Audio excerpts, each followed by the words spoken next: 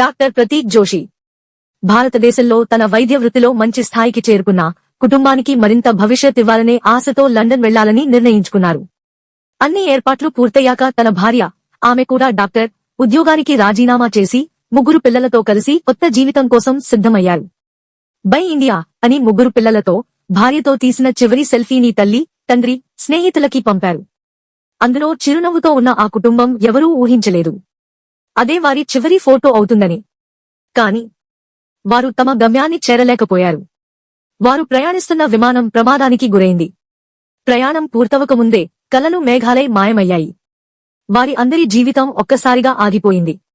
తల్లిదండ్రుల ఆశలు అర్ధాంతరంగా ముగిశాయి. పిల్లల చిరునవ్వులు ఇప్పటికీ ఆ సెల్ఫీలోనే నిలిచిపోయాయి. చివరికి మనిషి జీవితంలో ఎంత ప్లాన్ చేసుకున్నా, ఎంత శ్రమించి సెట్ కావాలని చూస్తున్నా, జీవితం ఎన్నడూ ఖచ్చితంగా ఊహించలేం.